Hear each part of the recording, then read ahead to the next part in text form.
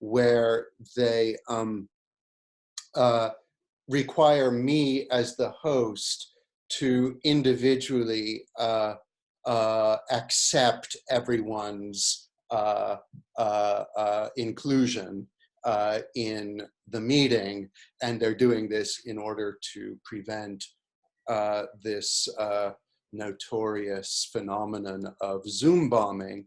And that's a problem for me because I haven't figured out how to share from my own screen while at the same time checking who is there to be admitted. And that means that, you know, maybe I should have explained this in the invitation I sent out. It's important for everybody to be on time for the simple reason that I want to be able to share my PowerPoint at the beginning, but I can't share it because I need to see latecomers coming in, right? So, oh goodness, I hear someone's mic is on. I'm gonna mute you all. I've got to figure out a way to work around that. In the meantime, I'm not going to project any PowerPoint for the first few minutes. That will come a bit later. Anyhow, welcome back. I'm delighted you're here. Our group gets a little bit smaller each time, but in a way that's good. Because it's actually now more the size of a proper seminar, and hopefully in today and the remaining weeks, that will facilitate some more interaction. I confess I feel a bit constrained by this medium. It's harder to trigger interaction here than I would like, and then is the case when we're all together in flesh and blood and face. So we're still working on that. In any case, we've got, I think now, a hard core that is converging and that is going to be here through to the end. So thank you all for being there. So if I were projecting my PowerPoint already, you would see that the rough schedule is the first 5 minutes is dedicated to just the sort of stuff I'm saying right now. Then until about 12:20, I would like to revisit a few questions from last time. And after that, from 12:20 to 12:40 roughly, or you can take more or less time, it's not so important. We'll have a presentation from Johanna Wynant that I am excited about.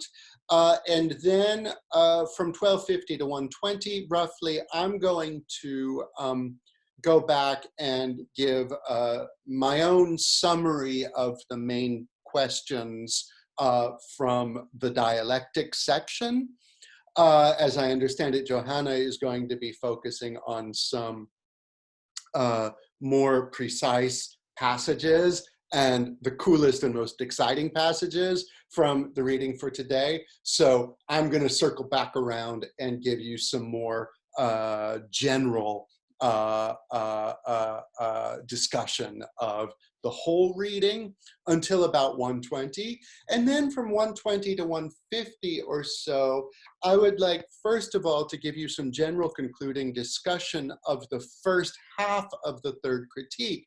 Recall that today we are finishing the whole aesthetic section. And a week from today, we're moving on to the teleology, which means that we might want to take some time, a half hour or so today, to first of all, tie off loose ends, review.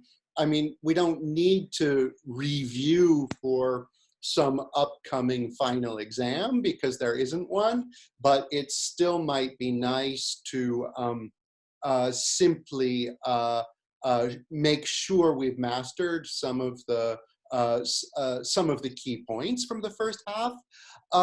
And also, I would like to try today to philosophize a bit, given the material that we've read. That is to say, to use the end of our seminar today to go back and ask any questions we might have about philosophy itself, the philosophy of art, aesthetics, beauty, and so on, with which our most recent reading of Kant might be able to help us, right? Up until now, I have tried pretty strictly to just be a Kant interpreter. And some questions have come in the chats from time to time about more kind of broad-scoped issues in the philosophy of art and aesthetics. And so the end of our session today might be an opportunity to circle back around and ask some proper philosophical questions and see if Kant might be able to help us with them, rather than simply to stay in our normal, very narrow lane where we're not asking philosophical questions ourselves, but simply asking, what did Kant say and what did he mean, right? Both are important.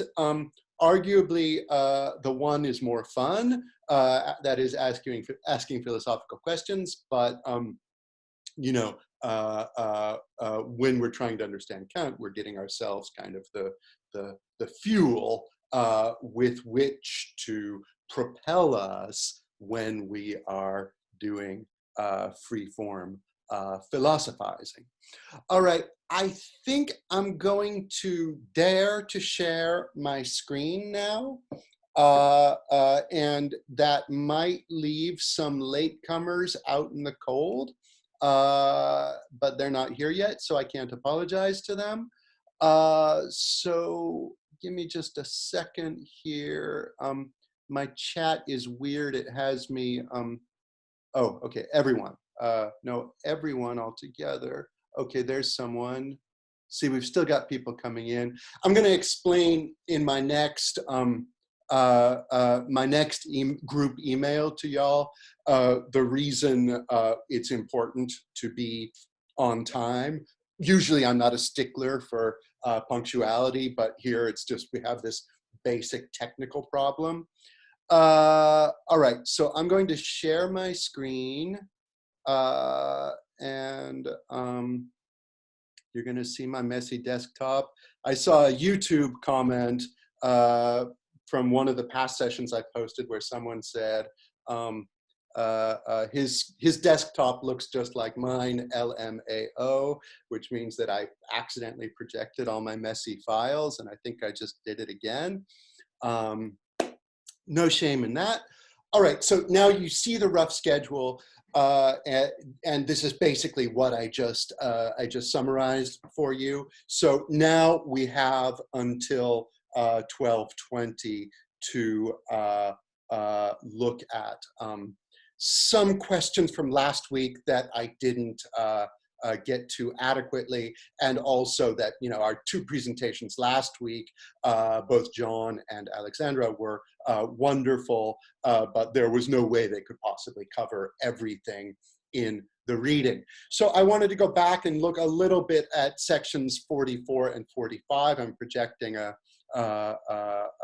bit of section 44 right here, and just revisit once again this issue that I've been harping on for the past several sessions of Kant's division between the agreeable and the beautiful, or that which is appropriate for a judgment of agreeableness, as opposed to that which is appropriate for a judgment of taste.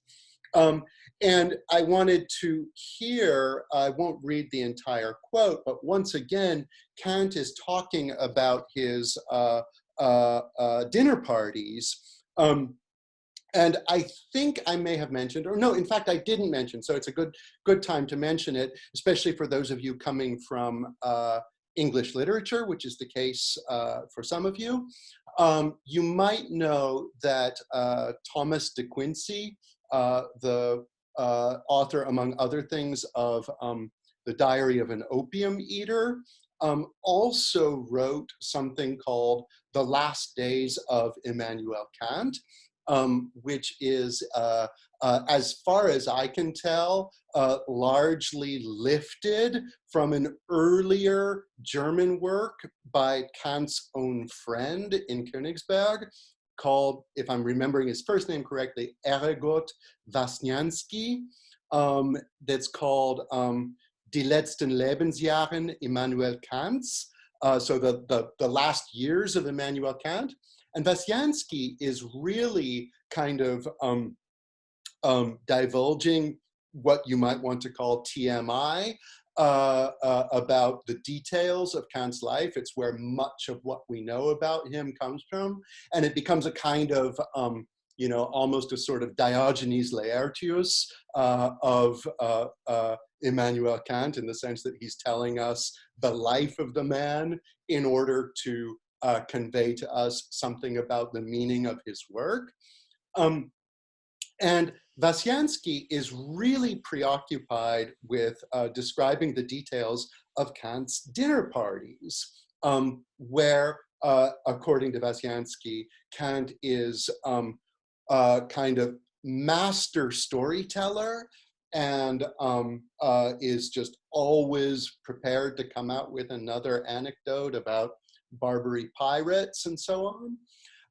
And thinking about this, it's remarkable how much Kant is at pains in the third critique to not belittle, but to bracket, to put in its place this, let's say, form of life, because this example comes up over and over again, this form of life that we know he was really attached to.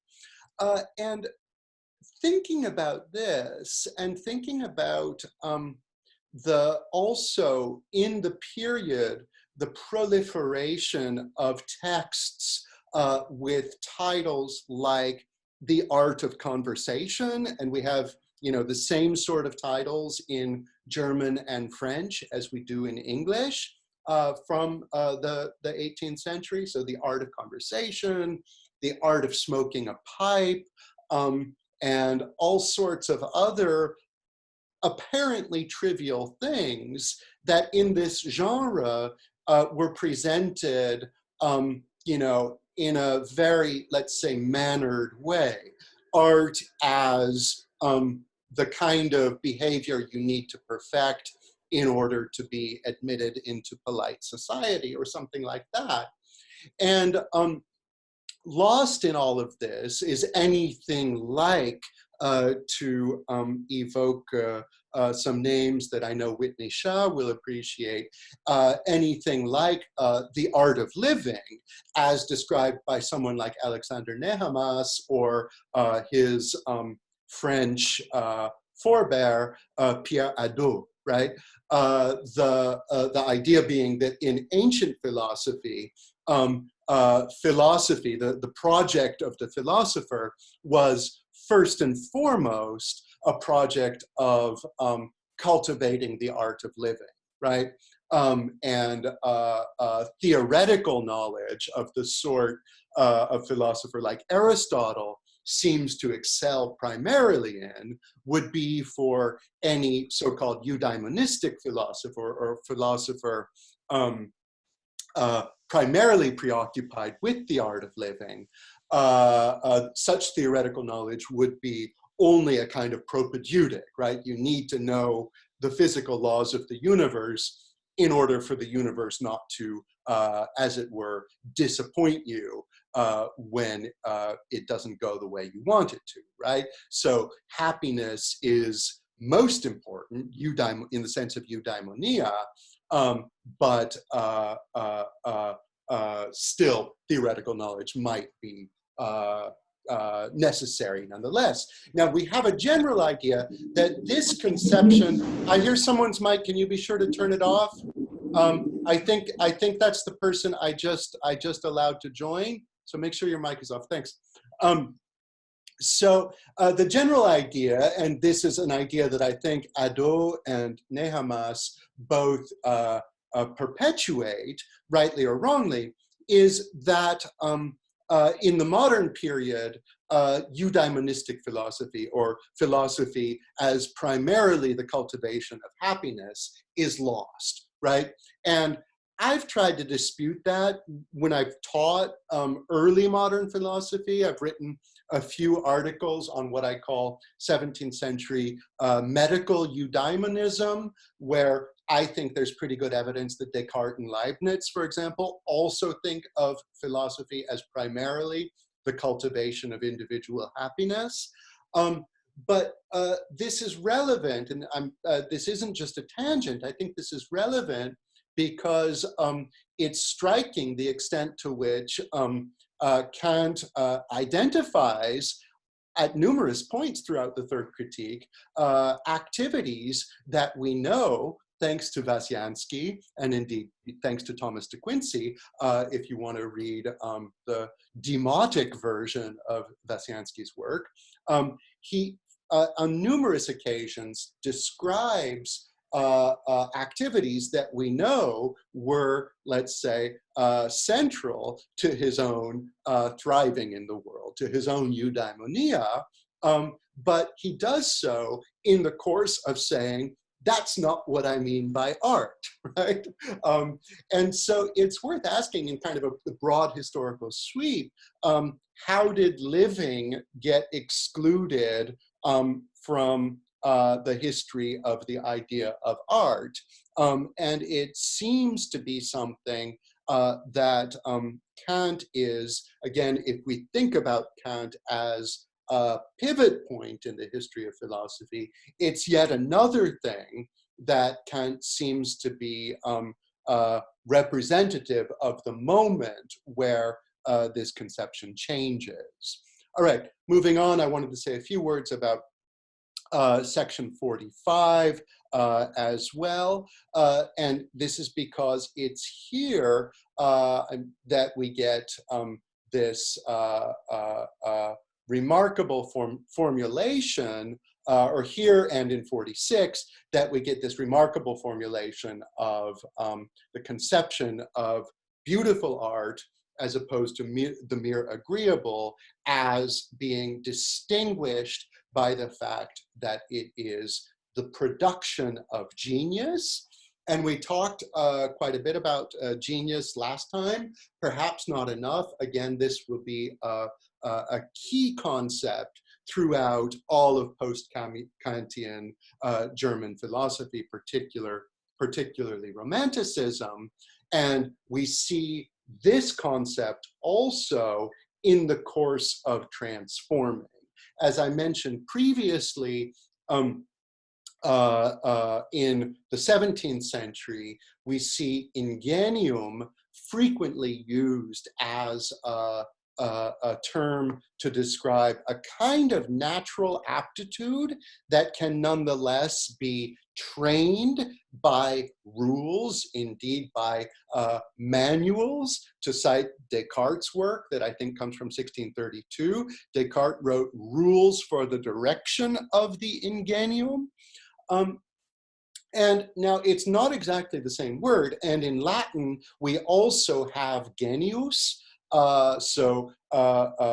Kant on a few occasions says das Genie is the Germanization of the Latin genius, but nonetheless, the two are both semantically linked, and they're also, what we're seeing in Kant is a new emphasis on genius as pushing out ingenium. That is to say, something that is genius is inborn, but uncultivatable by following the rules given in a manual, or unimprovable followed by the rules given in a manual. Why? Well, because for Kant, as he says here in this passage in section 46, it is genius itself that gives the rule, right, to nature. Moreover, it's genius itself that gives the rule to nature, right?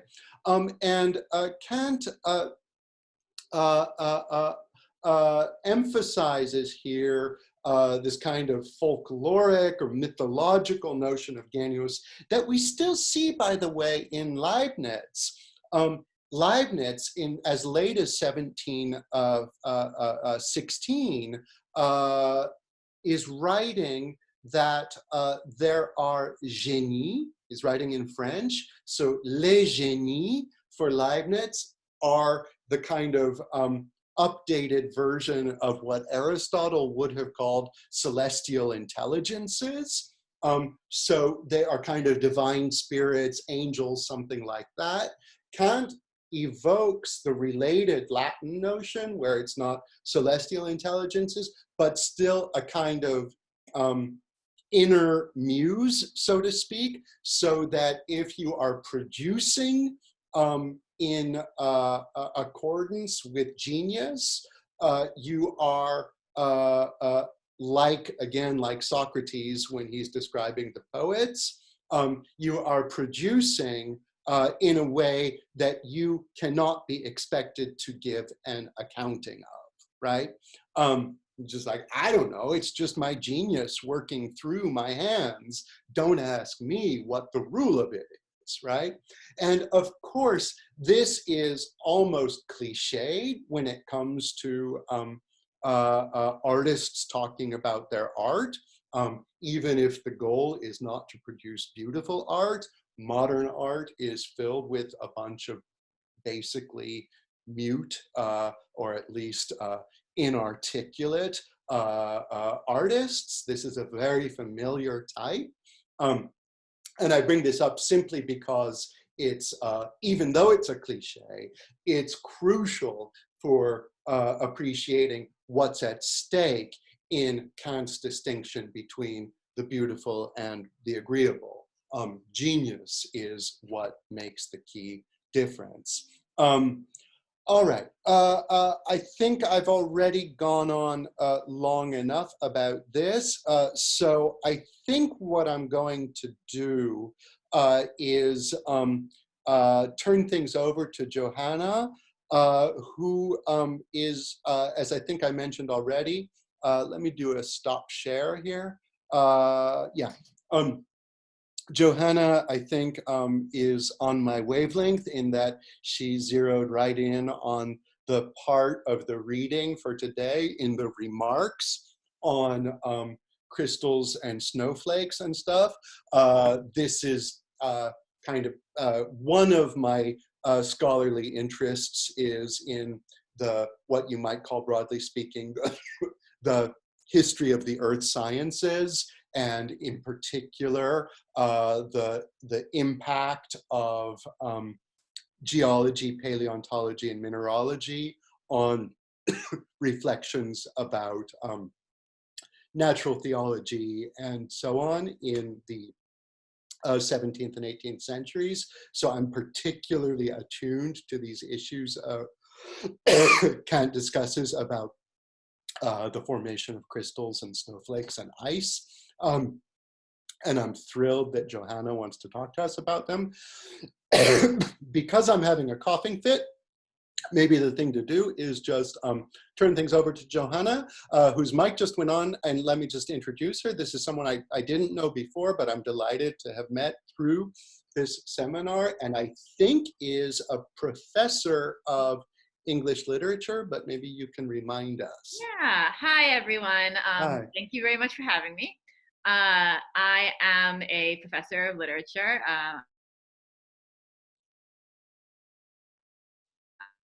My school areas of focus are mostly 20th century, mostly American, but in the 20th century, like everyone keeps switching around anyway. So like you get to talk about both Auden and Eliot.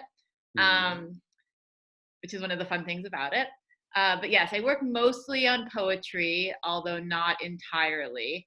And I have some background in philosophy. As an undergraduate, I sort of could have probably been a philosophy minor, maybe a major, even if I had taken a few more courses in logic, Mm. which I had avoided. And then as a graduate student, I went to the University of Chicago for my PhD, and I took philosophy courses there as well. And so I don't have any sort of I don't have the proper philosophical training in the order that philosophy majors or graduate students would have it, but I sort of ended up with a lot along the way. And I'll just say, like, the book project that I'm working on is right now about thinking about inductive reasoning as shaping some of the formal poetics of modernism. Ooh, cool. So that's, I hopped on this seminar when I got the chance. Cool. And when I teach courses in literature, one of the things I always tell my students to do is to tell me where in the text they thought things were getting weird. Because that is often sort of the first moment for undergraduates in particular where they have a sort of embryonic interpretation.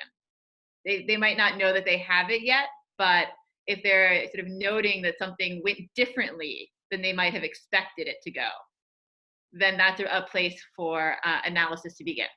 So when I was reading this section, I was like, well, obviously we need to talk about the crystals and the snowflakes, because that's where things just get pretty weird pretty quickly.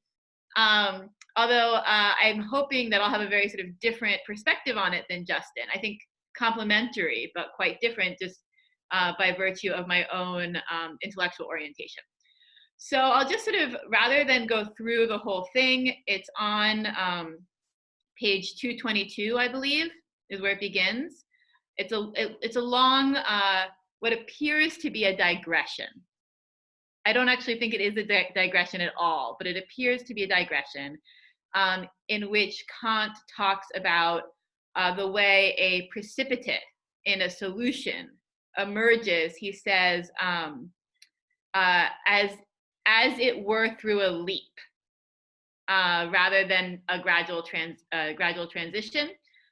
So he sort of describes snowflakes forming as crystals in the atmosphere, as if it were all of a sudden.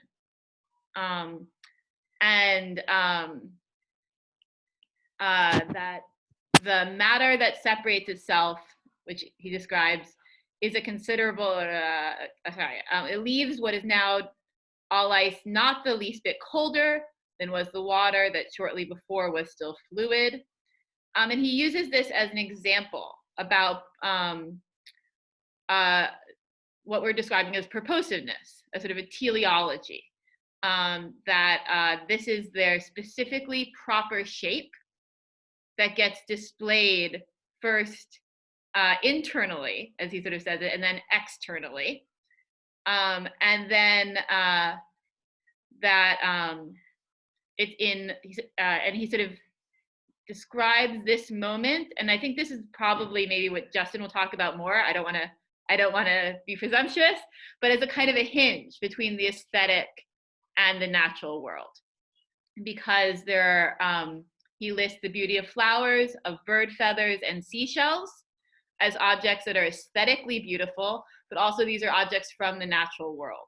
So this is sort of where we can think about the aesthetic and the natural coming together in the kind of way that they have their internal shapes that emerge in a proper solution at the right moment and reveal themselves, but we're in a way kind of there all along anyway.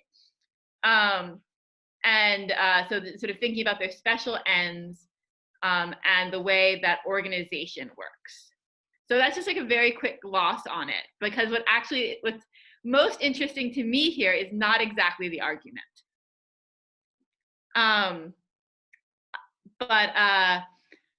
So first of all, I was not able to attend the seminar last week because of a conflict, but I watched the YouTube video. And I think this is a really interesting moment to illustrate what came up very briefly last week in terms of Kant being a common ancestor between the analytic and continental. That this is a real moment of descriptive excess that analytic philosophy doesn't usually allow. That's considered sort of maybe an indulgence in that tradition at best, and something like slackness or fat in a sort of more rigorous version. Whereas in continental philosophy, like this is the stuff, right? Like this sort of way of telling a kind of a story is where the philosophizing can really happen.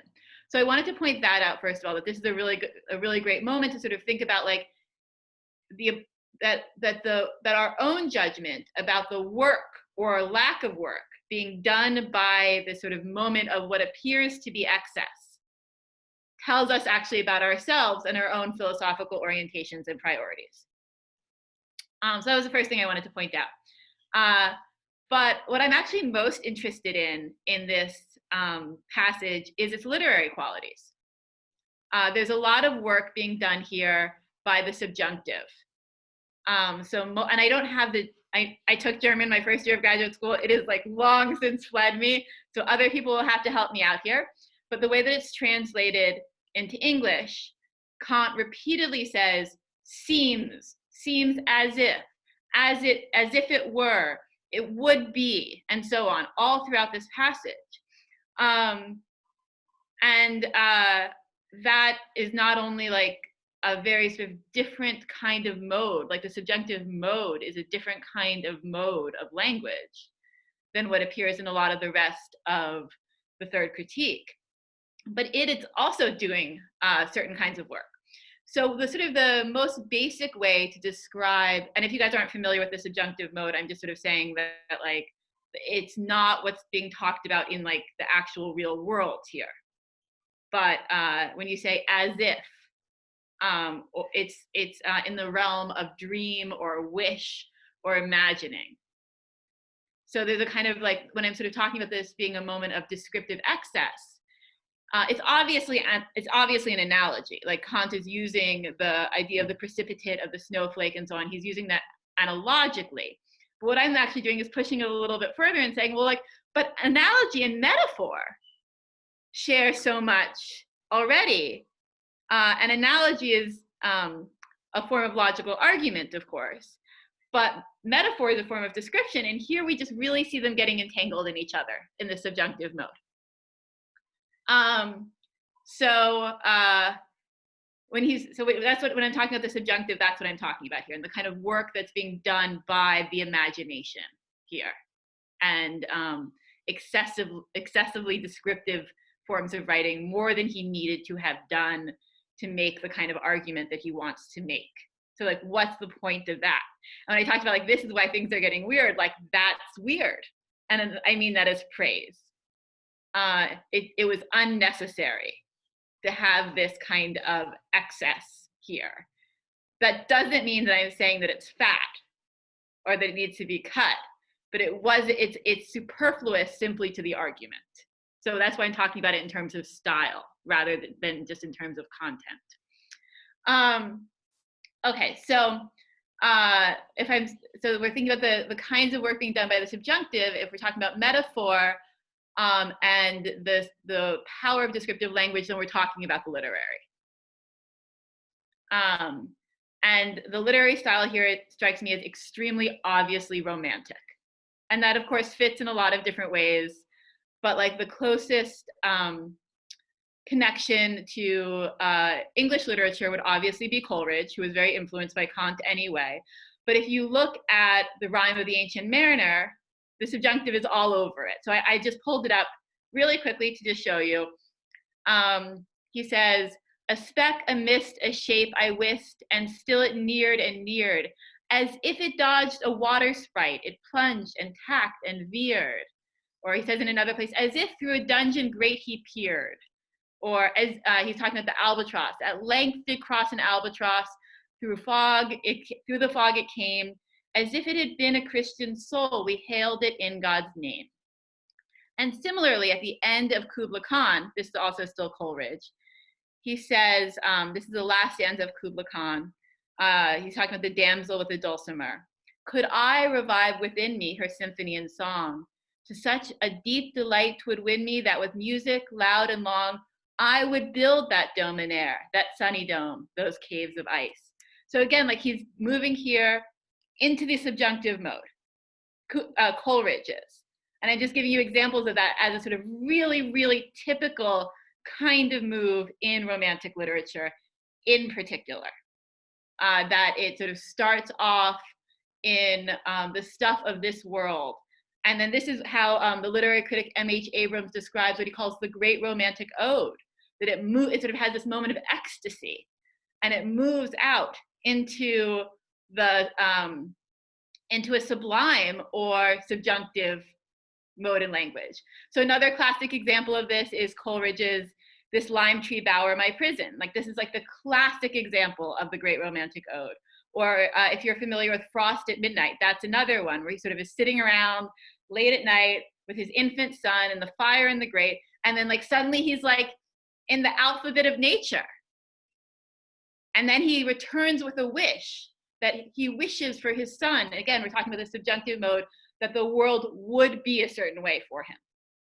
So I'm just sort of pointing out that the literary move here, coming at something like a climax of the third critique, is just like patented romantic, patented great romantic ode, to suddenly move from the like everyday concrete language into this sort of explosion of listing and the subjunctive and a kind of idea of the sublimity of nature.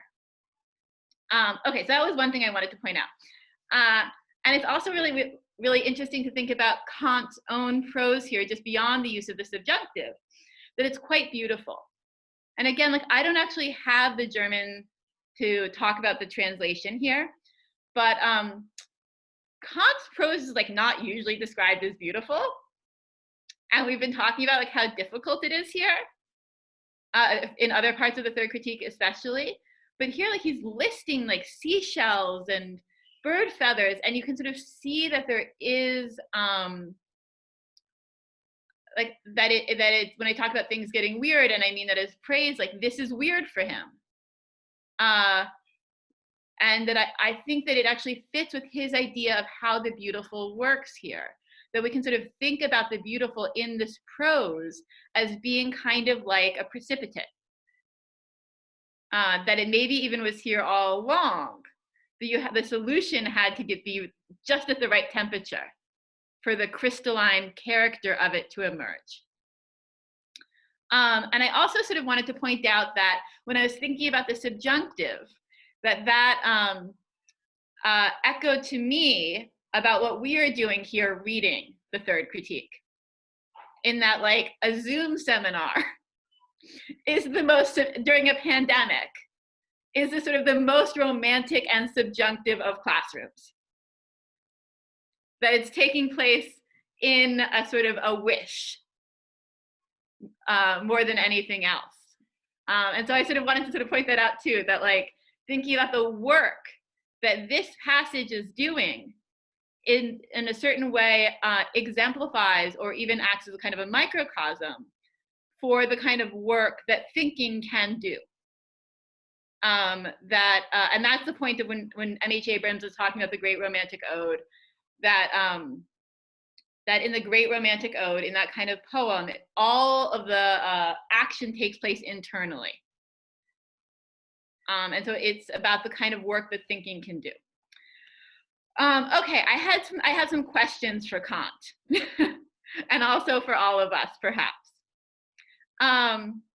So one is about the stake of paradoxes for Kant.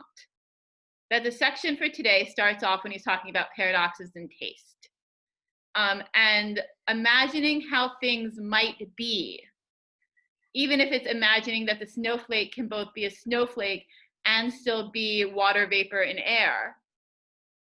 I'm trying to figure out how much a paradox is a problem for him, because sometimes he often just seems like he's trying to solve them, right? That he's like wanting to reconcile everything and make it consistent. But I'm not sure. Hi, my 5-year-old just came in. Yeah. Can you turn back to that again? I can't do it right now. Sorry. but I'm not sure that he's always trying to reconcile them. Because I think one of the things that this passage shows is that he's often imagining alternatives to clarify what's happening in the real world. So it's not always about sort of collapsing paradoxes into each other. More generally, as someone who works on poetry and poetics, and he does sort of talk about poems periodically throughout the third critique so far. One of the things that I'm interested in is in literary studies, we talk about how there's two nouns. We have both poems and we have poetry, and how these two ideas of what this art is have a very uneasy relationship to each other.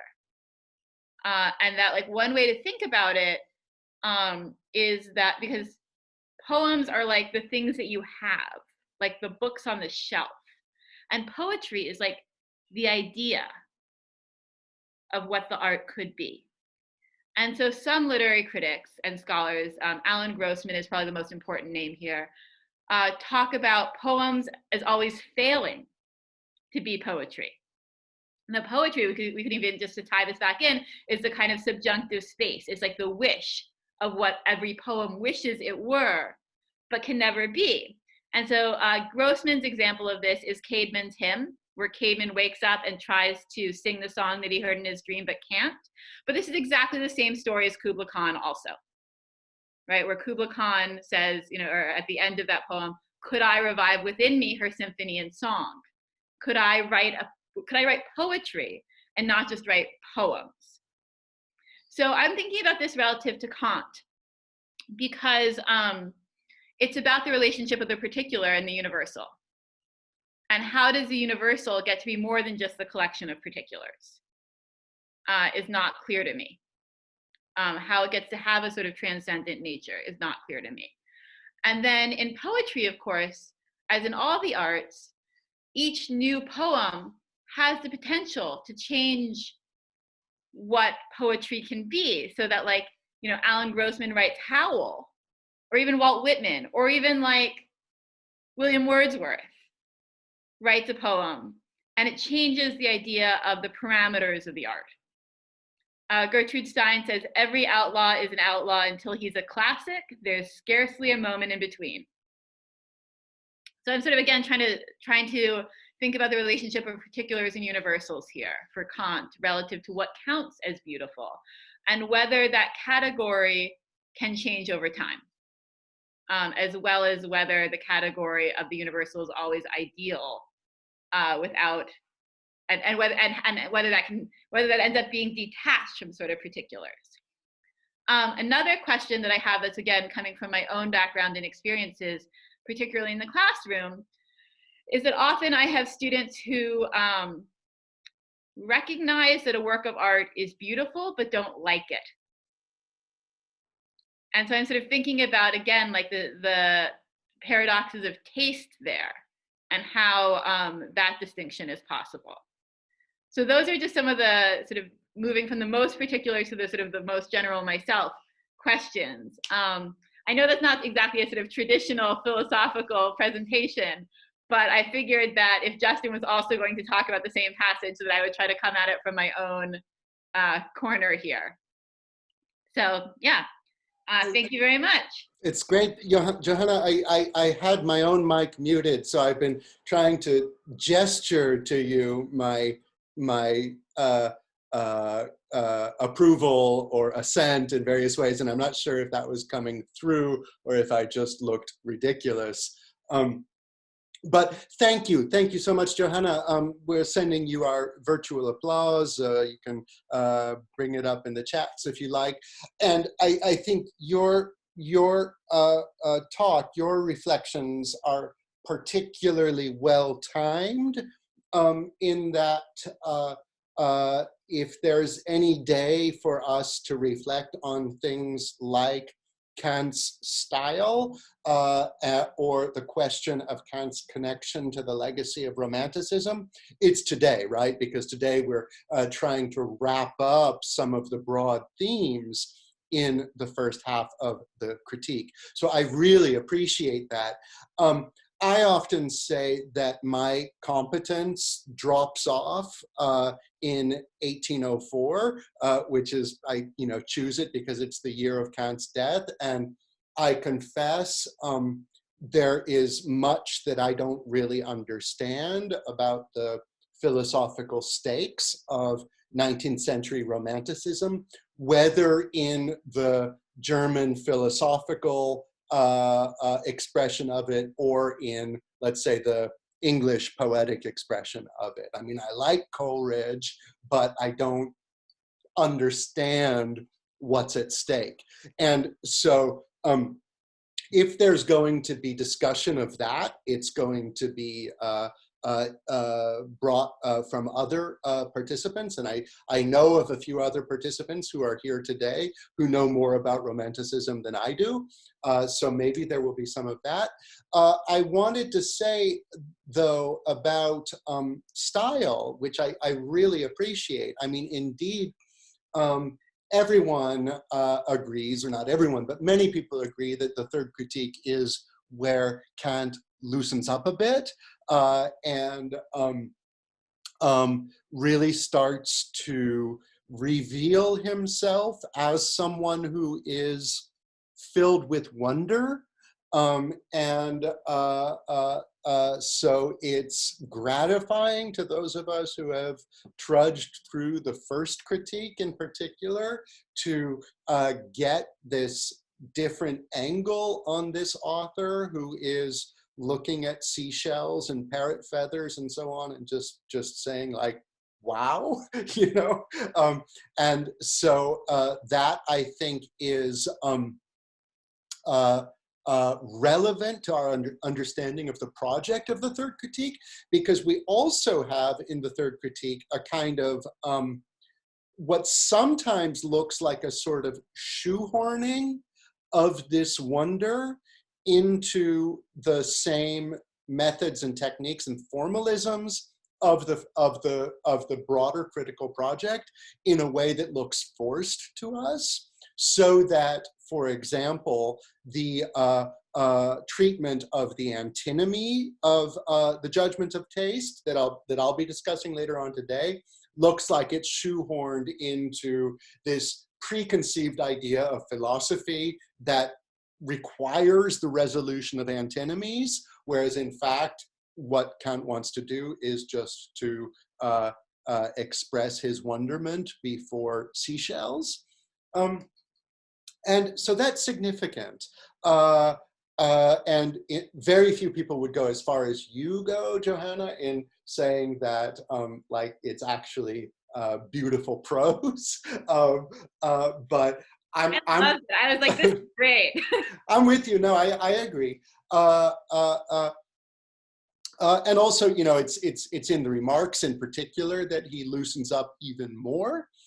I will later on today have some of my own input about the significance of these remarks in Kant. Oh, I just wanted to say one more thing, and then we'll see if there's any questions, or since you finished your presentation very appropriately with questions, maybe other people will have answers for them. And also, maybe other people will have comments on the question of Kant's much discussed relationship to the Romantic tradition, right? Because, I mean, no one is of the view that Kant is himself a Romantic thinker. It's more like, just like it's in Kant that we have the seeds of the analytic and continental traditions. We also have in Kant the seeds of a tradition of Romanticism, of which he himself is not a part. He's like John the Baptist relative to, he's prophesizing what's about to come, even though he's not himself a member of it, right? Something like that. No, I think that like we can see all the more how Coleridge was lifting from him. Yeah, sure. Yeah. So it's like he invites properly Romantic thinkers and poets to lift from him, even if they're not saying he is himself one of us. Let me just say about the as if and the subjunctives, which I think is really interesting. And I think, I mean, I absolutely agree with you that, that you can't, however much philosophers, especially analytic philosophers, might want to do this, you can't abstract away from questions of style if you want to know what this work is actually about, right? And indeed, I would even say that the line between style and content is a blurry one in Kant. And you, I think, pinpoint that when you say the line between metaphor and analogy is not so clear. We understand that analogy is a form, or one of the tools in logical argumentation, even if it's usually kind of what we would think of as informal logic, whereas metaphor is considered a tool in the, you know, the kit of the stylist, but in fact, you know, the line between the two of those is blurry as well. And here I would just return to something I've already mentioned before, which is this legacy of thinking about Kant's work as representative of what Kai Feihinger called Die Philosophie des Als ob, right? The philosophy of the as if, right? And that is something that I think the first day I suggested I'd like to try to get beyond. You know, I don't think Kant is just saying that we're going to look at nature as if it had purposes, or we're going to look at art as if our judgments of taste were compelled agreement from others, even though we know they don't, or something like that. Like, I think he's trying to push past the as if, even if he has to stop and dwell on the as if, in order to figure out the limits of what can be claimed positively, right? One more comment. You know, there's a lot in these passages, especially the material on aesthetic ideas, and in the secondary literature. Like in this seminar, I'm trying not to invoke secondary literature that much because it's, you know, it's not really necessary. But in recent Anglophone secondary literature on Kant, there's a lot of discussion of the role of the aesthetic ideas, which come up in the reading for today, and which Kant seems to want to play a role comparable to the role of transcendental ideas in the first critique. And it's controversial, but I'll discuss them a little bit more later on today. But what I wanted to point out was that Kant uses examples of this sort. Aesthetic ideas are what that kind of lies beyond the content of the understanding and pushes the poet to try to render the super sensible in language, right? That's the language Kant uses. Poets are trying to render the supersensible in language, and that might very well be impossible, but it's the aesthetic ideas, again, you know, transcendental, like the transcendental ideas of the first critique. It's aesthetic ideas that that compel that effort, right? Which may never be fully realized, as, you know, is consistent with your distinction and the common distinction that you invoke between poems and poetry. So those are my comments on your very rich discussion. Does anyone have any answers to the questions Johanna posed, or perhaps any questions to the answers Johanna posed? Can I step in? Oh, hi, Whitney. How are you doing? I'm good. How are you? Very good. Yes, please do. Okay, so I apologize in advance. This is only going to be another comment because I don't actually have an answer to this question, but hopefully it helps stimulate the discussion for everyone else. So Joanna, I'm really, really glad that you brought up the role of analogy and metaphor here, because I also think it's super important for kind of conceiving of Kant's style. And I want to maybe like add another element to that group, the role of example that he brings in. So, it's possible that the three kind of even overlap in ways, but I think it's also important to think of like the ways he uses examples to illustrate his claims, like bringing up what's that we talked about, like the spicy dish that we talked about a couple of times ago, and like tasty wine. If you look at this flower here, et cetera, et cetera. And I was just thinking about how example, metaphor, and analogy for him seem to kind of be, as you mentioned in your last question, Johanna, concrete particulars, and how that might interplay with Kant's usual or like other kinds of argumentation that he uses, which are kind of sort of like abstract generalities in like general rules.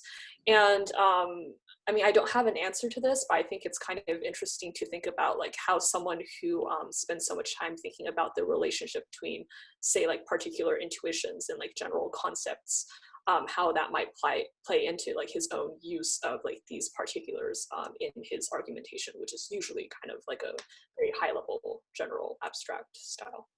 Could I even jump back in here, and I would just add to that sort of list of particularity in argument. The one that philosophy uses the most is, of course, the thought experiment, right? Which is a kind of embedded, often narrative. Sometimes one that works analogically, and sometimes one that doesn't, that is illustrative or descriptive in its impact, rather than lining up as a kind of allegory, the way that like Plato might have, but in the allegory of the cave. But like even the ring of Gyges is not analogical, but it is still sort of particular, a kind of version of particularity. So I think that philosophy has always used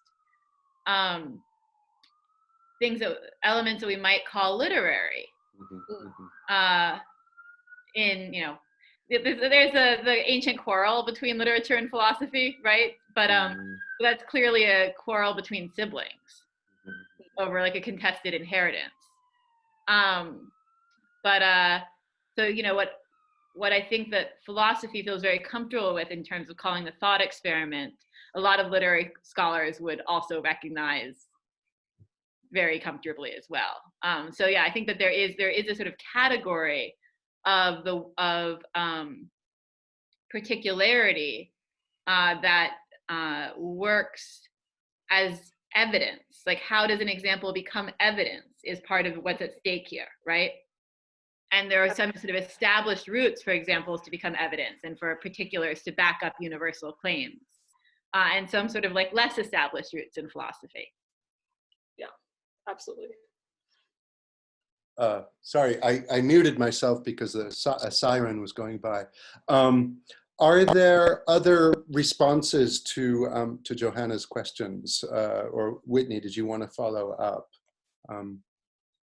Oh, no. I mean, just like absolutely, I completely agree. Like those are really good points, and yeah, maybe it is like very fruitful to think of it not in terms of separating like analogy from metaphor, from example, from thought experiment, from what have you, but maybe like a sort of general category of like particulars as evidence. Yeah. I think that's a very good idea. Yeah. That's super interesting.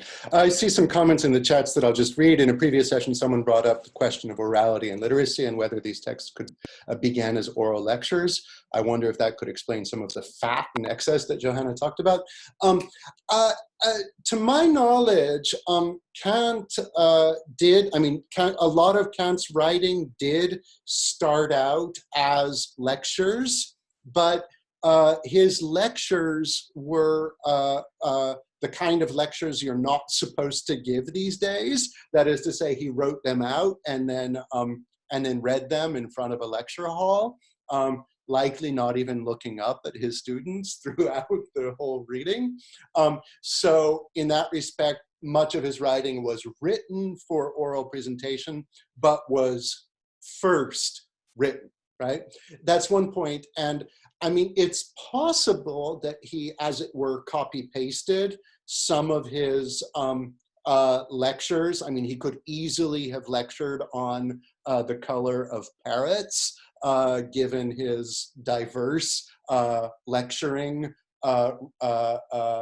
demands as a docent. And he could have, as it were, copy-pasted some of that into his remarks in the critical philosophy. But, you know, we distinguish ordinarily between Kant's critical works, which are properly written texts meant to be written rather than presented, versus his works that were written to be presented as lectures. Interestingly, let's see. I see some other chats coming in, but I think is there any engagement on the question of Kant and Romanticism? Because that's again something that I wanted to invite other people to engage with rather than myself. No? I'm Yeah. interested in, this is Alexandra, by the way. Hi. Internet is being super slow, so I'm not streaming my video. Yeah. But I thought that Johanna's presentation was really, really good and super interesting. And I just am sort of interested broadly in how Kant uses symbols in the third critique and how that connects to the Romantic tradition. And of course, like this connects to all the themes that she was pointing out. Of course, symbols are an analogy, like the use of symbols. There's an analogy between our judgments of the beautiful and our judgments of morality. And those have like formally similar features. And so we can make the object of the beautiful as a symbol of the morally good. But that's really an interesting connection between particularity and universality too, right? Because we encounter a particular object, a particular beautiful object, and then we're like also connecting to something universal in all of us, a universal connection of how we judge the beautiful, but then also our moral vocations, which are something universal in all of us. So I guess I don't have any answer, but just to say that I'm really interested in symbols and how those play out in Coleridge and Schelling and Emerson, you know, and they're clearly lifted and inspired from Kant as well. Alexandra, I in my PowerPoints, which I'm not currently showing, I kind of signal section 59, I think it is, on the beautiful as a symbol of the good. And then I say, has anyone got anything here? Because I myself don't. That's one of the few sections of the third critique that I personally just prefer to skim through. And so that I think you probably have much more insight than I do. And I think that's in part because I read the third critique in relation back to the first critique, whereas here he's developing themes from the second critique that kind of leave me a bit cold. So thank you, Alexandra, for taking on that section for us. Johanna, you have something to say in response. So I wanted to point to section 59 also, because this is where he talks about on beauty as a symbol of morality, and he distinguishes between symbols and schemata. And he's actually talking about exactly what we were talking about, which is how does an example get to stand as evidence, right? Like, which in like rhetorical analysis, you would call like the warrant, basically, like, right? Like, how does like a bit of fact come to be part of a claim? It has to be warranted for it to be part of a claim. But it's exact. But when Whitney and I were talking about the routes by which evidence gets to count as evidence, right? Like symbols would actually be one of those. Like that's an established pathway that he's sort of pointing out there for exactly that. And he's sort of saying like the other version of that is schemata, which is like the whole thing, not like the particular getting to stand for the larger idea. Yeah, thanks. Does that sound right, Alexandra? Yeah. What's interesting is, symbols aren't just merely this arbitrary link that we make with the imagination. Of course, they have their root in some like formal similarities between beauty and morality, and yet it's very much like this distinction that you were drawing between poetry and poems, because they're not, we can't make that same direct sort of relationship that we usually make in schematic perception. We have to like sort of we have to note that when we think of God, we can't think like God is directly in the world as sort of this schematic relation, and yet we can't think that like God is absent from the world and nowhere to be found in our intuitions. And so there's this leap towards like poetry as an idea, because we only symbolize things that we can't sort of directly perceive. So I think that's just right. Yeah. Right. Yeah. Thanks. Any other comments or input? Sarah, Hordes, do you want to jump in about Nietzsche and beauty as a symbol of good? No. Sure, yeah. Hi, everyone. Hi. My real name is Sarah Ordway. I Okay. use Ordway as a moniker. So I teach ethics. Oh, yeah. So one of the things that, in teaching ethics or in trying to understand beauty as being the symbol of the morally good, when I read this, I really just thought of Nietzsche's genealogy of morals, where he discusses the idea of good coming from the aristocracy, of being clean, of being well put together, of having status, and the concept of bad as being dirty and being less learned, less intellectual. And it kind of runs parallel to Kant's idea of like, trying to differentiate between the different types of taste, whereas artisans' work is more charm and craft versus fine art being this very specific thing that can speak to more than what is. Right. And so I can't help but think that this idea of beautiful as a symbol of the good is just this kind of, I tend to view things in terms of class, but it's a very sort of classist way of looking at beauty in the sense that, okay, beauty was defined by upper class, by people who could afford to be beautiful. Sure. Yeah. Sure. So. Sure. Yeah, I mean, that's certainly, I'll just say a few words on this and maybe someone else will have a comment. And at some point, we're going to have to shift gears and move to my presentation of some of the reading materials for today. But I'd like to encourage discussion for as long as it wants to go on. But let me just say, Sarah, that's in part why I mentioned last week or 2 weeks ago, Pierre Bourdieu's social critique of the judgment of taste, right? Because in a sense, what Bourdieu is saying, and he's not the only one, is that Kant is expressing his own class sensibilities and trying to kind of inflate them into a universal standard, right? And this is something that also Nietzsche, as you point out, was already good at calling out.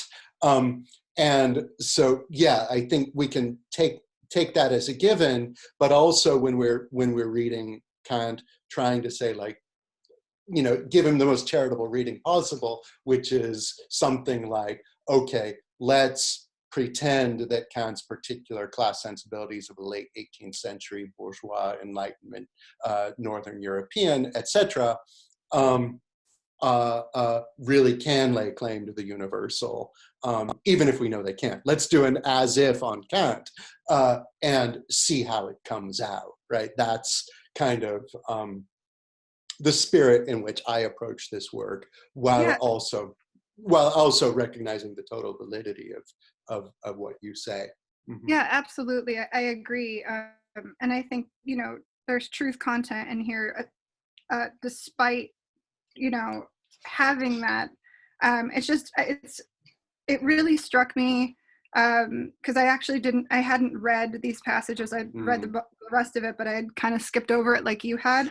You know, reading it it really struck me that this tying into the good just sort of seemed like, I think you said arbitrary, you know, somewhat arbitrary in this understanding, because then he doesn't go into discussing exactly why. He just sort of says it. But let me add one point about this, the relationship between the beautiful and the good, is that, you know, it's interesting, given, in light of what my initial comments today, the first thing I introduced today, this question of eudaimonistic philosophy, right? The abolition of the conception of philosophy as primarily the cultivation of happiness, which is in significant respects synonymous with the good life, right? So that falls out of fashion. Different authors identify different moments when it falls out of fashion, either late antiquity or maybe the 17th century.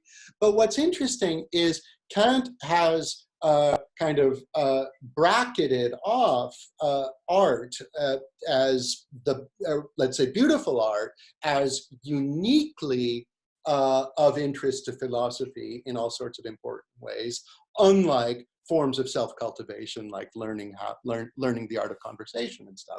But he still wants this now very restricted domain of interest, that is beautiful artworks, to do important work for, let's say, making a good, which, you know, we'll learn elsewhere in his work, and it shouldn't be so surprising, is also a condition of happiness, right? So it's as if eudaimonistic philosophy dies hard, right? That's all I wanted to say about that important point. Now, let's see, one other comment. Meta, did you want to jump in on the mic, or I could read this out either way? I can read it out, and then I want to move on to my own presentation. So Meta, there's the intervention of the individual genius of the spectator that may feel a sense of detachment from the work of art because it is not as free to synthesize concept, intuition, and understanding as one encountering a beautiful work of art is upon the first encounter, the first revelation. There's the event of the first encounter, post which we cast our gaze upon a work of art as beautiful or agreeable. Meda, are you there? Meta seems to have disappeared momentarily. Sorry, my internet is very bad. Okay. Yeah. Don't worry. I appreciate that comment. But and yeah, thank you. I think there's a lot of insight in there. Johanna, did you have anything to say in response? Go ahead. Can the comment be repeated? I think I missed some of it. It's in the chat. Can you see the chat? Yeah. Let me go up. I see. Sorry. You don't need to respond. I mean, if you don't have any natural response, that's okay. Okay, thanks again, Johanna. Now we have about yeah, I see a question from Graham, whom I'm delighted to see jumping in. If there might be 1 second. Go ahead, Graham, absolutely. Hey, everybody, and thank you so much, Justin, for this. It's just been so great. I've been an avid follower from the start of everything. As Justin knows, I've also been super sick, probably with the virus. So it's been really amazing to just get to listen in on these sessions over the last month. So I do have a quick question. Thank you. I do have a quick question, which is just this. Do you have a sense, Justin, or does anyone, why there isn't a genius of perception of the work? That is, the notion that genius is the quality or condition, and I guess I use those terms cautiously because I am always afraid of stepping on a technical term when I talk in or through or about Kant, because like many people in the session, I'm not an expert. So I've read the Third Critique 3 or 4 times and even taught it, but I just still feel out of my depth in so many ways. But I feel like I do have a sense of genius being the thing that creates the possibility of a work that admits of the judgment of taste, and that therefore stands in some relation to free natural beauties. But I guess I'm unclear as to why there isn't a comparable form of genius that informs what it is to be a perceiver of the work, that is to discern the qualities that generate this sideways vibration of our facilities, our faculties rather, and an awareness of something like the oblique view of our essential shared condition. I'll leave it there, and it may take us too far afield, but I'll stop. Thank you. No, that's super interesting. Maybe Johanna has, or someone else has something to say in response about the broader romantic legacy, because I've always felt that there was a basic ambiguity there between the genius of the artistic creator and the genius of the perceiver. I think, if I can reiterate what Graham is getting at, in what we read for today, it seemed that genius is something that is responsible exclusively for artistic creation, right? Whereas there's another relationship to works of art that is not that of the creator to his or her own work, which requires genius, as Kant has said, but rather of the person who perceives or attends to the work. And that obviously requires something. Kant is willing to say that it requires something like cultivation, and that, if you are not properly cultivated, you might, walk past a painting and not even realize that it's a work of art, let alone a beautiful one. But then it seems that at times in the Romantic tradition, and I see Johanna's hand going up, so I'm going to turn it over to her in a second, there's also room that is made for the idea of the genius of perception, right? It's not there in Kant. It doesn't seem to be there in Kant. And this is strange because I'll just, say one more word about this. In what I want to talk about myself later on today, Kant at some point in the discussion of crystals and snowflakes also talks about stalagmites and stalactites. I've been interested for a while, as I mentioned before, in 17th century kind of theory of speleology, so to speak, where there's a lot of discussion of figures that emerge in the walls of caves. And many people, including Leibniz, but also including Steno, will say, well, when someone perceives the Virgin Mary, for example, in the wall of a cave, this is a kind of artistic creation. It's just that the perceiver is the one doing the creating. That is to say, the perceiver is eliminating everything from the field of observation that doesn't look like the Virgin Mary in order to produce the Virgin Mary in the wall of the cave, even though that's just the faculty of the imagination, right? And so there you have a kind of, you could say, a kind of 0 degree of artistic creation, right?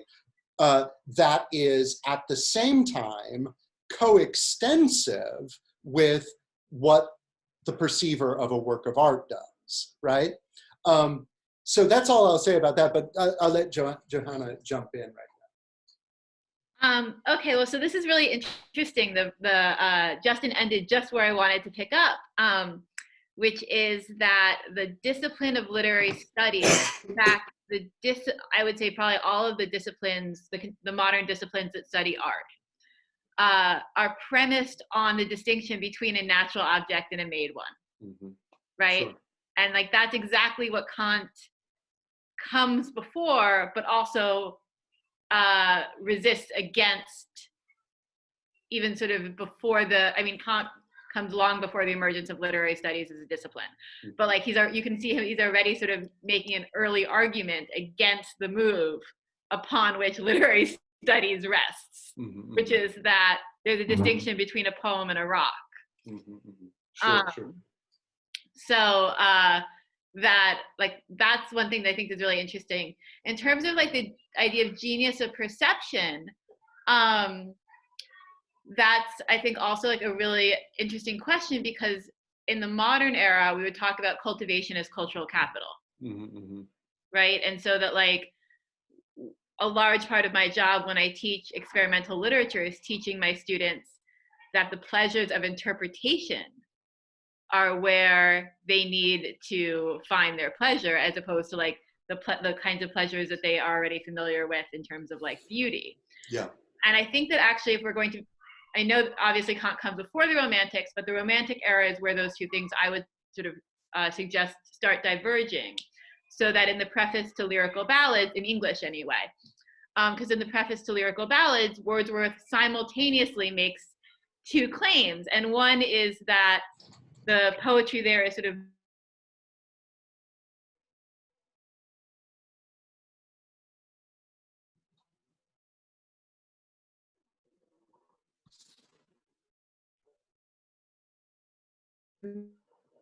meant to need to think about the poem in a certain way in order to have pleasure in it. And also that it's the real language spoken by men, right? That it's sort of like, you don't need any lens at all.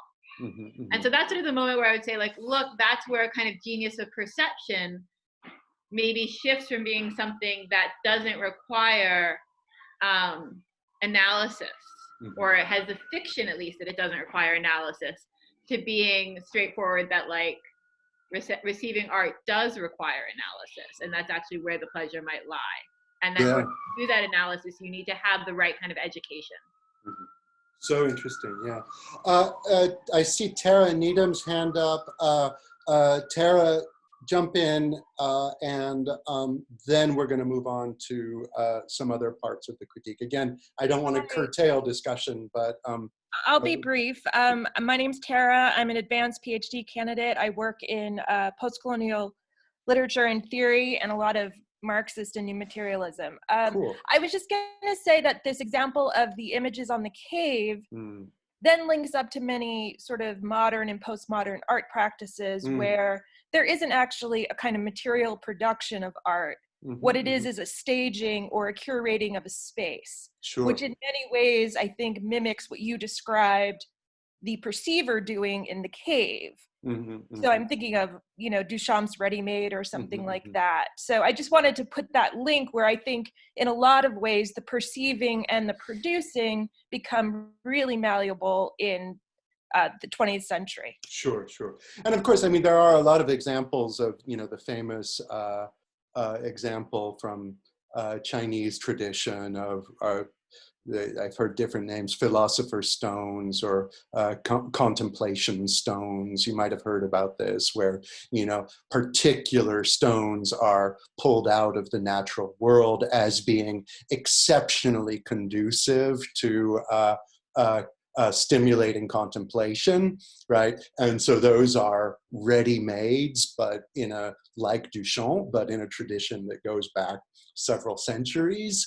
And indeed, if you look at an example like that, I'm also particularly interested in prehistoric cases of what are called manuports, that is, little natural objects like stones, or stones in particular, that are transported outside of their natural surroundings. So you know that a human being said, oh, this little pebble is interesting, and carried it somewhere else, even though it's not a product of human transformation itself. It's just something that's selected out of the natural world as interesting. And so you could think of a Paleolithic manuport as being also like Duchamp's urinal, or, you know, in that perhaps these things require a kind of genius of perception, even if there's no transformation that we could call artistic creation in the narrow sense, right? Yeah, super interesting, that the topic of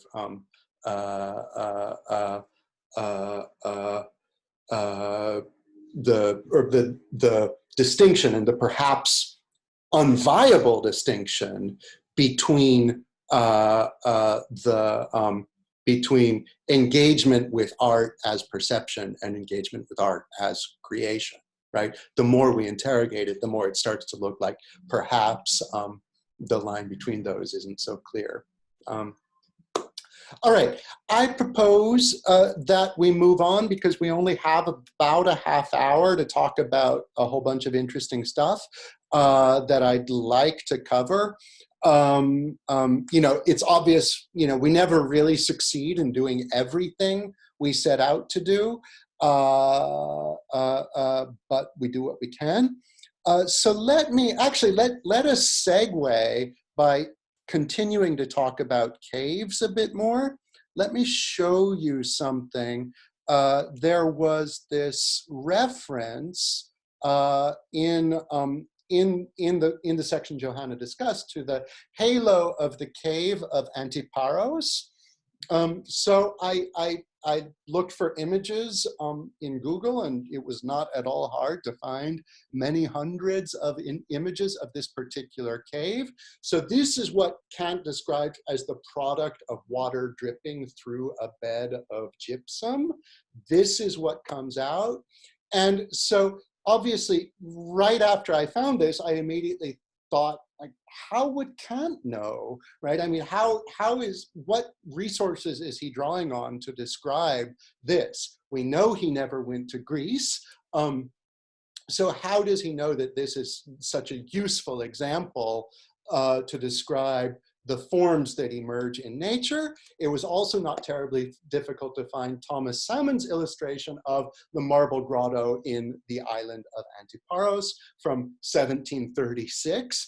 I can't prove, at least not today, give me some time to work on it, that Kant saw this particular image, but it seems quite likely. And as I've learned in my own research, and I'm mostly interested in let's say, proto-geology and proto-speleology of the 17th century. I've already mentioned Leibniz. Steno, Nicholas Steno, is another one of my key figures. And this was important, really important in Germany in particular for a figure like Leibniz, because the mining industry and salt mines in particular were, but also silver mines, were like the industry that kept the political powers that were in power.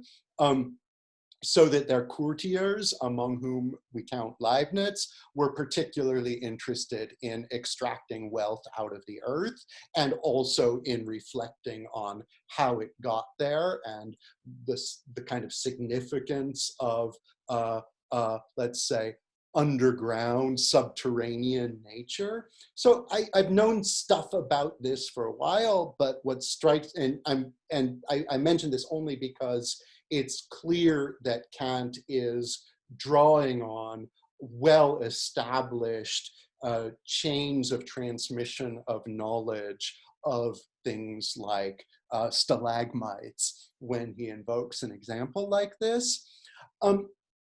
Now, so Kant describes this as the product of water dripping through a bed of gypsum. And I wanted to push back a little bit against one thing that Johanna said that it was a wonderful talk, and it's not a point of criticism. It's just like our readings of a bit of this are somewhat, parts of this remark of Kant's are somewhat in different directions. So Kant is writing at a time in which there's a very clear distinction in place between generation on the one hand and what Kant will later in the teleology call increase. I think that's the way the English term translates the German. In this period, I can cite, for example, a treatise by Nicolas Bourget from around 1720 on the formation of salts and crystals. There is an absolutely firm boundary between two different kinds of natural phenomenon. One, the generation of what we now call biological beings, like plants and animals. And on the other hand, the production through increase of things like crystals, right? And so when Kant is discussing snowflakes, for example, what he wants to say is that the way the rays of frozen water shoot out in geometric patterns, you've got a center and then you've got 6 rays coming out of the center. That kind of structure then in turn mechanically forces or necessitates the still liquid water between those rays to take a certain structure, right?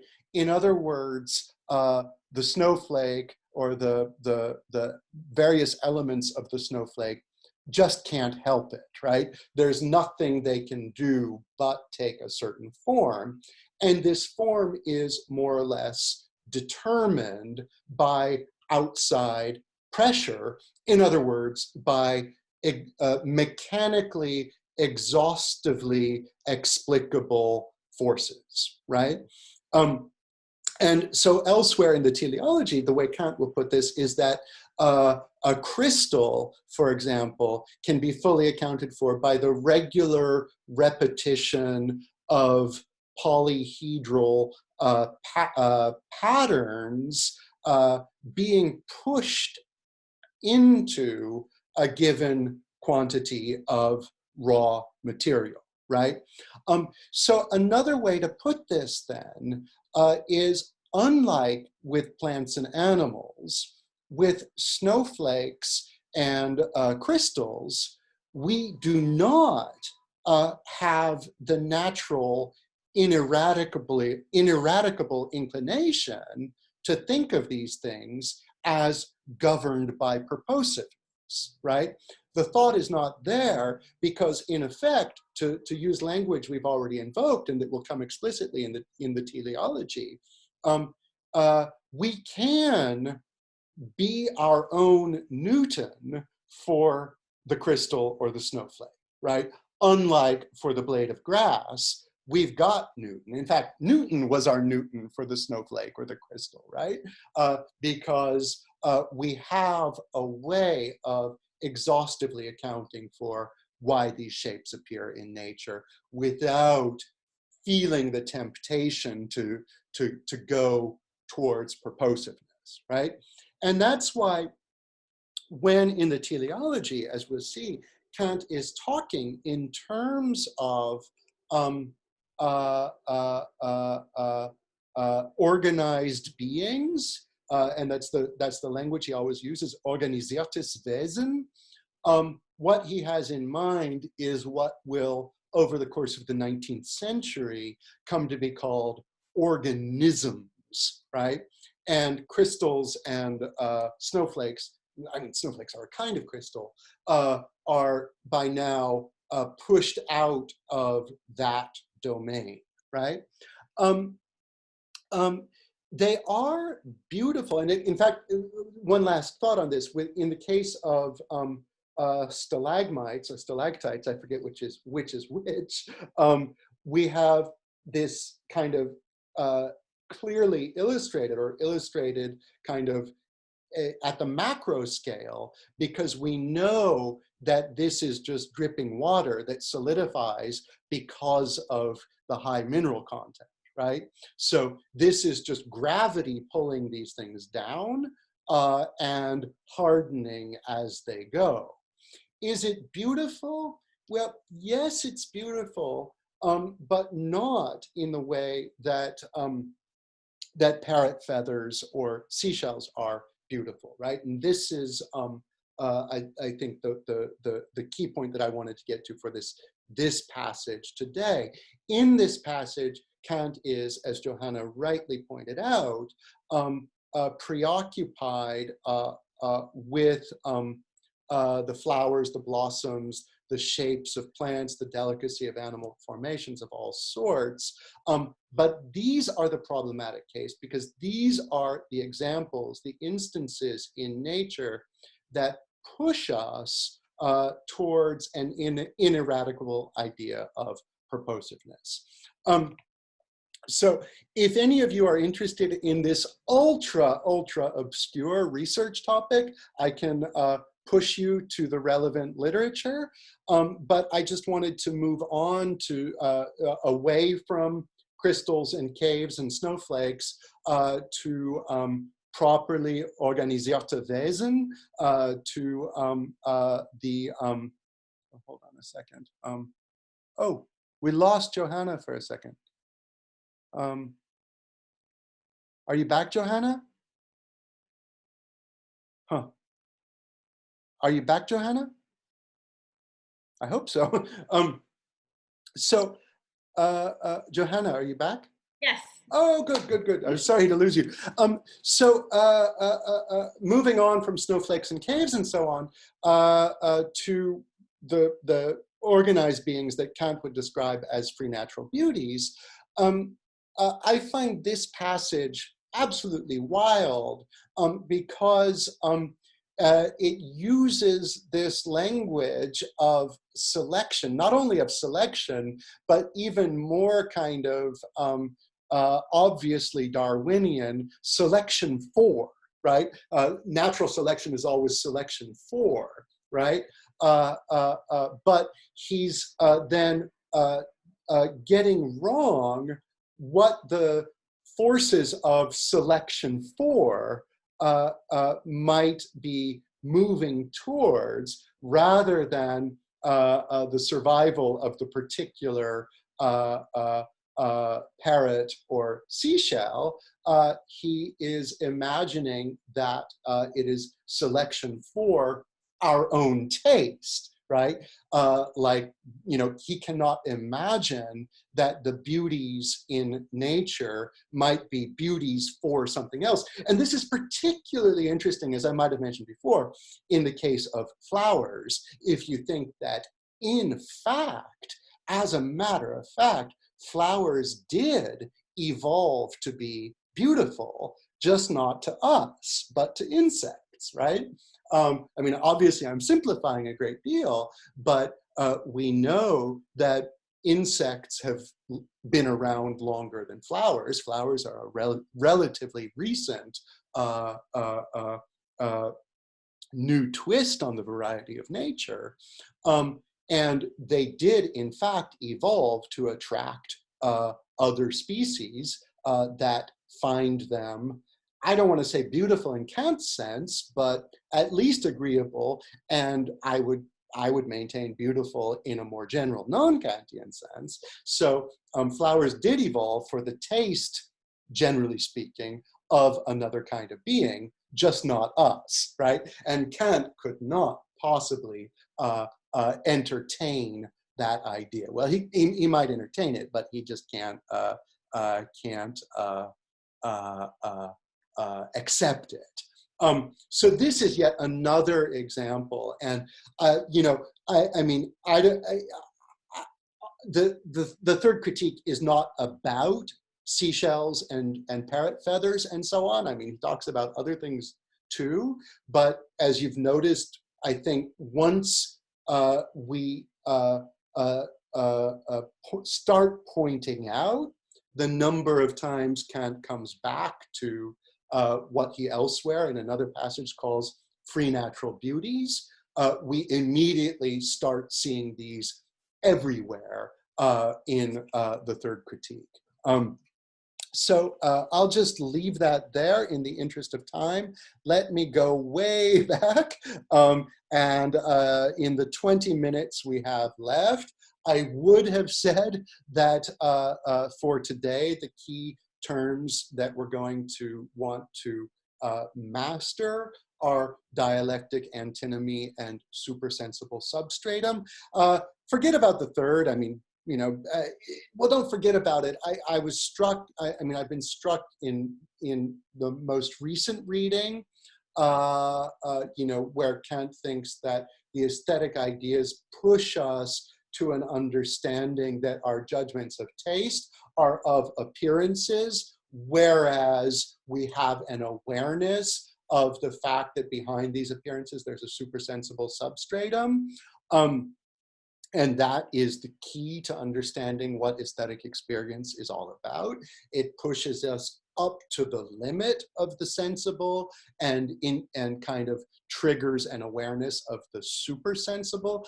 I would have a lot to say about this curious phrase. It's the same in German as it is in English translation, in that it gives us this strange juxtaposition of above and below, supersensible substratum, which is kind of strange. Also, Kant must know, and the German here is borrowed from the Latin, it's substrat. Kant must know that this word comes loaded with Aristotle's reflection on the Greek equivalent of substratum, which is hypokemenon.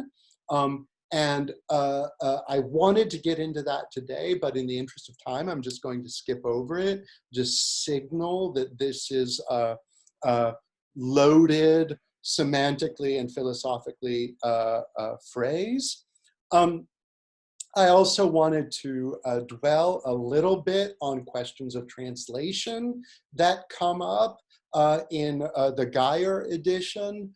Geyer points out that in this early use of the term rationalist in section 55, the term vernünftend that he's translating as rationalist has in other English translations been translated as sophistical, which is really interesting. I mean, just to think about the complex relation between sophistry and rationalism.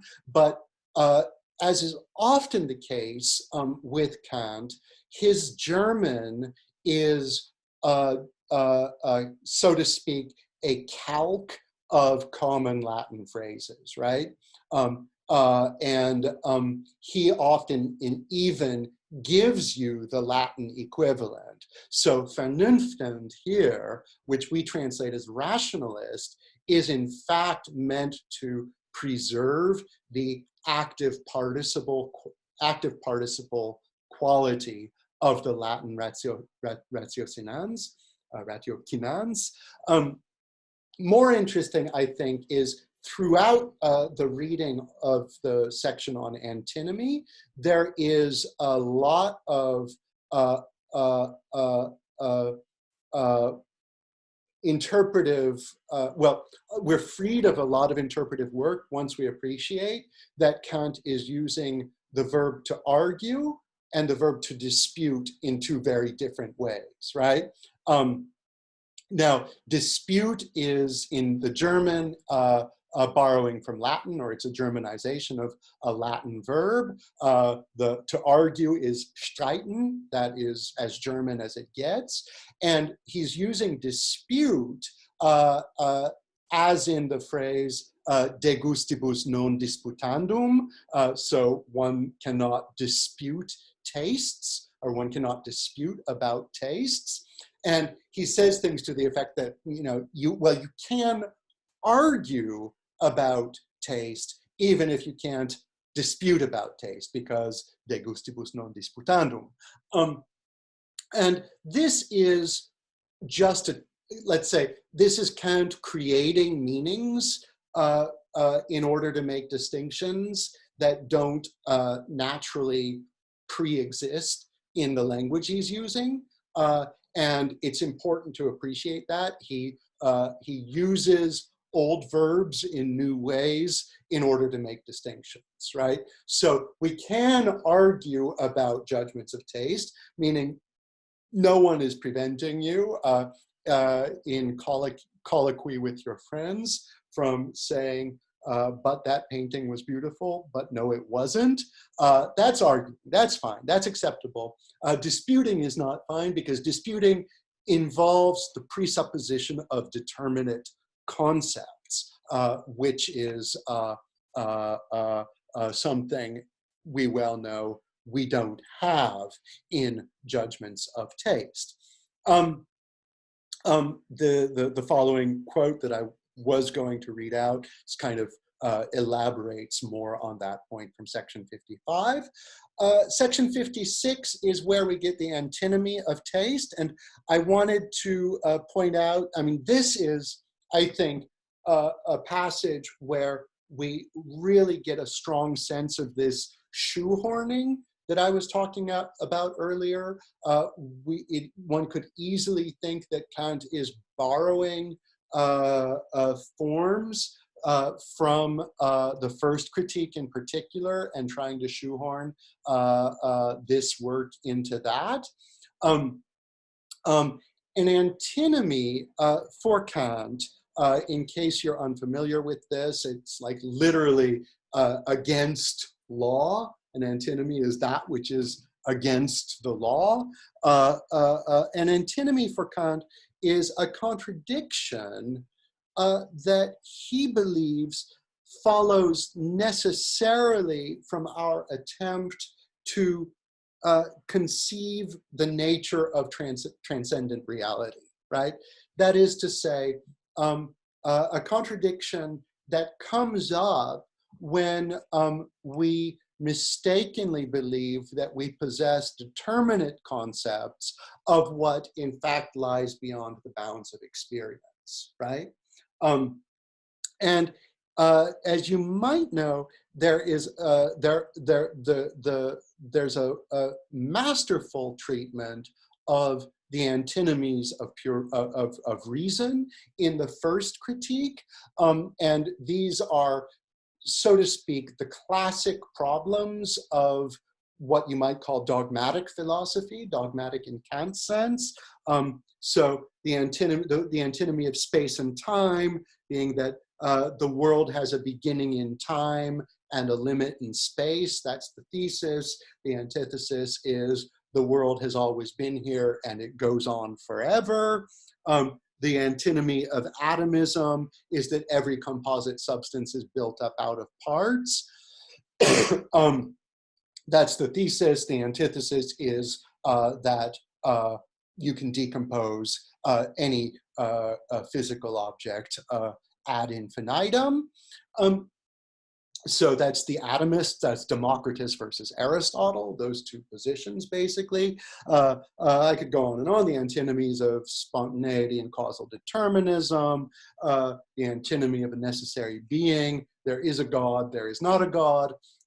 Those are the four kind of classic antinomies in the first critique. And in effect, there I think Kant illustrates very well the way in which pre-critical philosophy was just lumbering along saying, you know, the universe goes on forever. No, it doesn't. It has a limit. No, it doesn't. It goes on forever. No, it doesn't. It has a limit, and so on. And just obviously not getting anywhere. And this is because, according to Kant, according to the critical philosophy, the ultimate determination of such things lies beyond the bounds of human reason, and we're mistakenly taking as determinate concepts the world as a whole, in this case, what are in fact transcendent ideas, right? So that's then the apparatus that Kant is kind of redeploying, like he's pulling this old tool out of the shed and dusting it off and using it for what he calls the antinomy of taste, which is to say, thesis, the judgment of taste is not based on concepts, for otherwise it would be possible to dispute about it. Antithesis, the judgment of taste is based on concepts, for otherwise, despite its variety, it would not even be possible to argue about it or lay claim to the necessary assent of others to our judgment, right? So this is already well enough developed in several of the preceding sections that it is not at all new when Kant presents it as an antinomy, shoehorned into the antinomy structure that's familiar to us already from the first critique. Okay, so how do we resolve it? Well, that comes in the following section, and I think, I forget who said it before, maybe it was John, maybe it was Ognian.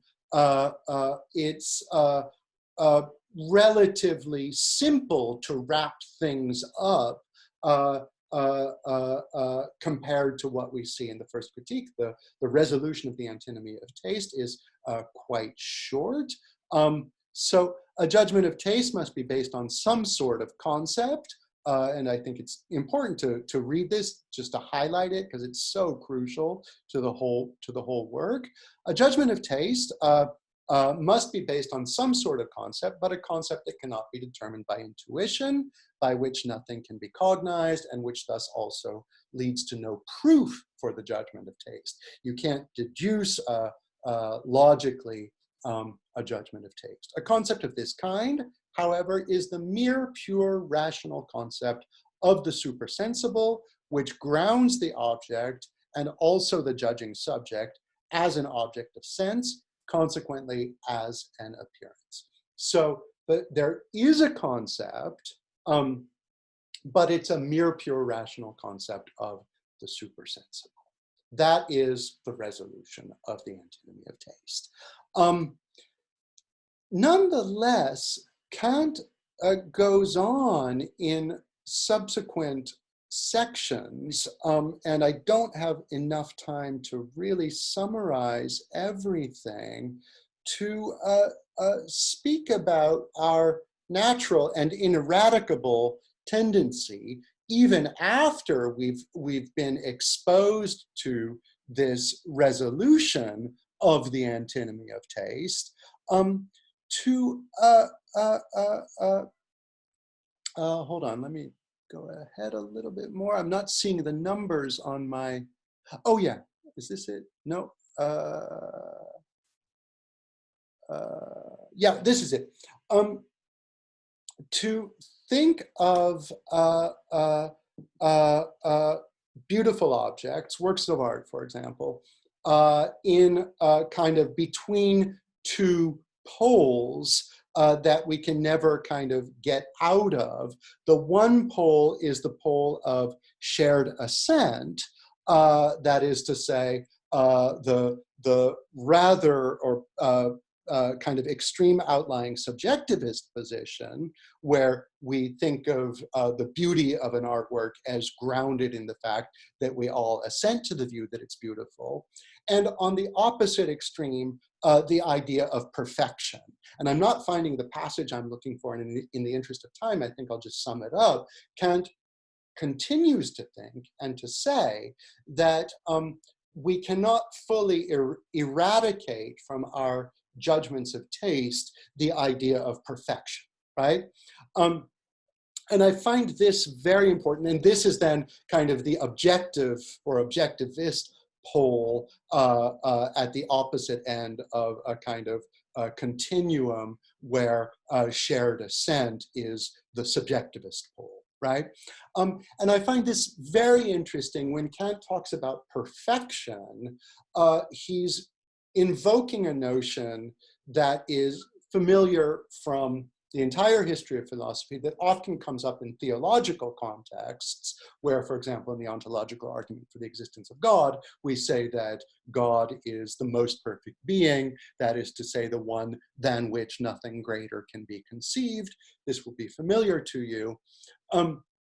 You'll also probably know that there are critiques of the ontological argument. Kant is a critic of the ontological argument, but we have critiques going back to the medieval period.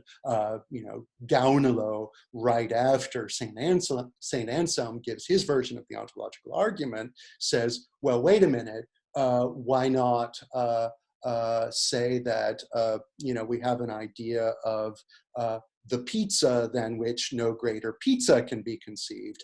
Gaunelo doesn't say pizza, he says island, but it's the same idea. The problem he wants to point out is that other than in our talk of God, perfection is always, so to speak, disputable, right? That is to say, does the perfect pizza have even more pepperoni on it, or have we gone too far with the pepperoni, right? Should we reel back the pepperoni? And that's something people are obviously going to dispute, right? So that in the domain of pizza making or painting, we're not going to be able to have categorical perfection in the way that we do in the theological context. But nonetheless, it's not surprising to see that philosophers who generally accept the ontological argument, like, for example, Leibniz, also are prepared to think of both the rational order of nature and of the beauty of art as a function of a kind of perfection, right?